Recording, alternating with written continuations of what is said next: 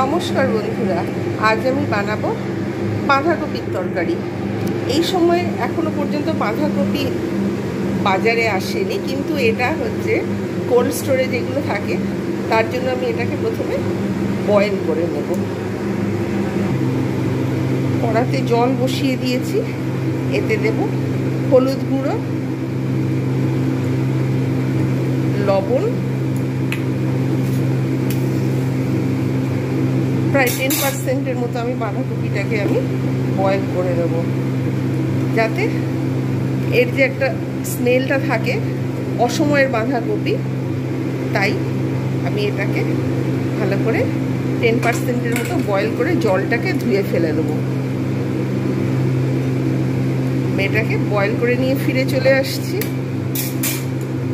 বাঁধাকপির তরকারি বানানোর জন্য অন্যান্য যেসব ইনগ্রিডিয়েন্টসগুলো লাগছে, এখানে আলু নিয়েছি ছোট ছোট করে কেটে, এখানে নিয়েছি হলুদ গুঁড়ো, এখানে নিয়েছি পরিমাণ মতো লবণ, এখানে নিয়েছি চিনি, এখানে নিয়েছি গুঁড়ো গরম মশলা, এটা নিয়েছি ধনে জিরে গুঁড়ো, এখানে লঙ্কা গুঁড়ো, এটা আদা পেস্ট, এখানে নিয়েছি ধনে পাতা, আর এখানে নিয়েছি গোলমরিচ অল্প পরিমাণে নিয়েছি যাতে ব্যাড স্মেলটা চলে যায়, আর এখানে নিয়েছি ঘি।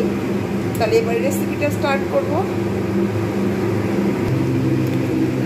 এটা পুরো ভালোভাবে বয়েল করে নিয়েছি, যাতে একটা যে স্মেল থাকে অসময়ের বাঁধাকপিতে, এই স্মেলটা চলে যাবে। এটাকে আমি জল ফেলে দিয়ে ভালো করে ধুয়ে নিয়ে চলে আসছি। কড়াতে দিয়ে দিয়েছি সয়াবিন অয়েল, গরম হয়ে গেছে। শুকনো লঙ্কা আর গোটা জিরে ফোড়ন দিয়ে দেবো।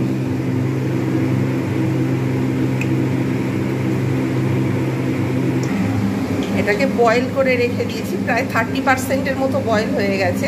আর এটাকে বেশি কিছু করার দরকার নেই, খুব তাড়াতাড়ি এটা হয়ে যাবে।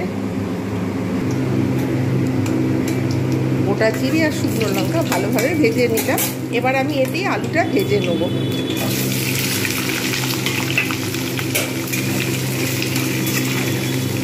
লালচে করে ভেজে নেব। আমি এগুলো আলাদা করে তুলবো না, এর মধ্যেই সব লালচে করে ভেজে নিয়ে ফিরে আসছি। আলুগুলো খুব সুন্দরভাবে ভেজে নিয়েছি, পুরো একদম লাল হয়ে গেছে। এবার এতে আমি দিয়ে দেবো লঙ্কা গুঁড়ো, যাতে এবার তলায় ভরে যায়, তার জন্য আমি একটু জল দেবো। ধনে জিরে গুঁড়ো হোমমেড, আমি এখানে একটু জল ব্যবহার করব যাতে তলাটা না ভরে যায়। এবারে দেবো পরিমাণ মতো লবণ, তারপরে দেবো আদা বাটা। এগুলো ভালোভাবে একটু কিন্তু কষাতে থাকবো, আলুর সঙ্গে কষিয়ে নেবো। আর বাঁধাকপিটা যেহেতু খুব ইজিলি হয়ে যাবে, এইটা আলুটা হতে একটু সময় লাগবে, তাই আলুর সঙ্গে আমি সমস্ত মশলাগুলো ভালোভাবে কষিয়ে নিচ্ছি। এইবার আমি এর মধ্যে দিয়ে দেবো পরিমাণ মতো চিনি, ক্যারামেলাইজড হবে আর সাথে সাথে টেস্টও হবে তরকারিটার, কালারটাও খুব সুন্দর আসবে। এবার এর মধ্যে আমি দিয়ে দেবো হলুদ গুঁড়ো পরিমাণ মতো, বাঁধাকপিতে হলুদ দেওয়া রয়েছে। এবার এর মধ্যে গোলমরিচ গুঁড়ো যেটা রেখে দিয়েছিলাম সেইটা আমি দিয়ে দিলাম।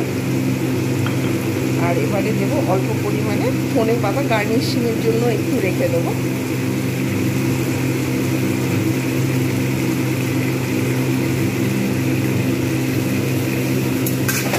ভালোভাবে এটাকে কষিয়ে নেব।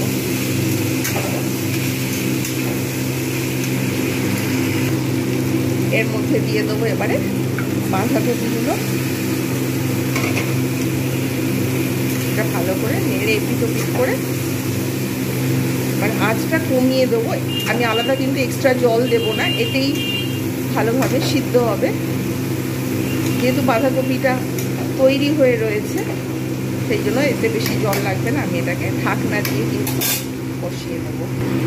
ভালো করে আমি নাড়িয়ে নিয়েছি এপিট ওপিট করে। এটা এবারে অটোমেটিক কমতে থাকবে, জল ছাড়তে অলরেডি শুরু করে দিয়েছে। শেষে ঘি গরম মশলা দেব, এরকমভাবে হতে থাকবে।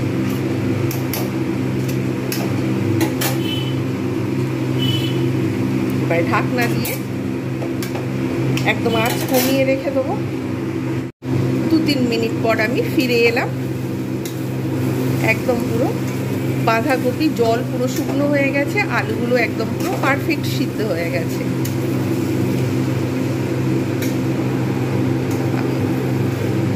এবার আমি এর মধ্যে দিয়ে দেবো পুরনো গরম মশলা টেস্টের জন্য, আর একটুখানি দেব ঘি, তারপর একটু স্ট্যান্ডিং টাইম দেবো, তারপর সার্ভ করে দেখাচ্ছি কীরকম হয়েছে। অল্প করে ঘি দিলাম জাস্ট টেস্টের জন্য।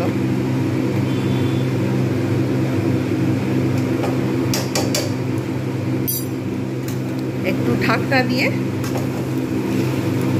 স্ট্যান্ডিং টাইম দিয়ে তারপর ফিরে আসছি কীরকম হয়েছে রেসিপিটা। তৈরি হয়ে গেল বাঁধাকপির তরকারি রেসিপিটা কেমন হয়েছে জানাতে ভুলবেন না। ভালো লাগলে লাইক, কমেন্ট, শেয়ার এবং সাবস্ক্রাইব করতে ভুলবেন না। আমি যেভাবে বানিয়েছি অবশ্যই এইভাবে ট্রাই করুন। দুর্দান্ত স্বাদের এই রেসিপিটি।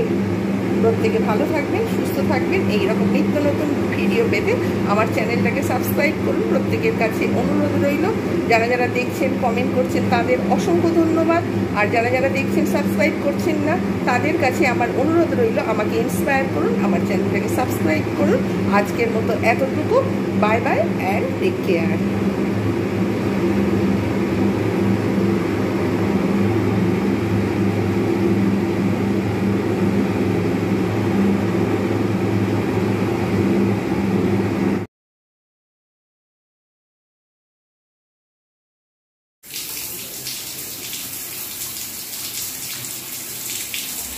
শাওয়ারের নিচে বসিয়ে দিয়েছি, চান করছে।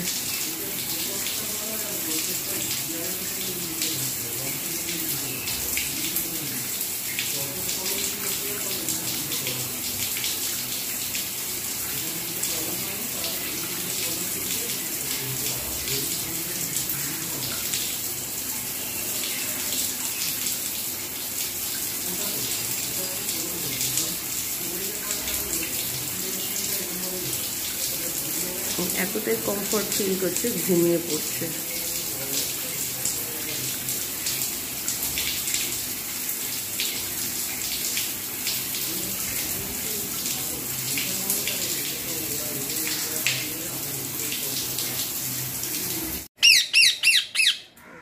রোদে রেখে দিয়েছি, একটু রোদে থাক। চান করে উঠেছে সবে, তারপরে মাথার উপর দিয়ে একটা কাপড় দিয়ে ঢেকে দেবো, নাহলে বেশি হচ্ছে, গরম লাগছে, এখন মনে চিৎকার করছে এখন।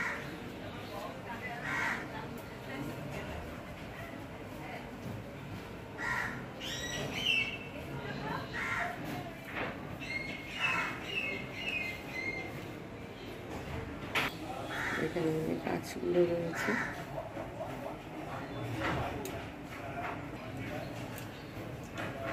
একটু রোদটা বন্ধ হচ্ছে আবার উঠছে, রোদটা বন্ধ হচ্ছে উঠছে, এইরকম ওয়েদারটা হয়ে যাচ্ছে। যাই হোক, ওকে এখন একটু ঢেকে রেখে দিন, নাহলে বৃষ্টির জল যাতে না লাগে। জানলার ধারে যেহেতু, সেহেতু বাচ্চারা ওকে ডিস্টার্ব করতে থাকে। আমি যতটা পারি ওকে ঢেকে রাখার চেষ্টা করি, নাহলে কিন্তু বাচ্চারা এসে অনেক সময় প্রচণ্ডভাবে ডিস্টার্ব করে, অতিরিক্ত রোদ লাগে।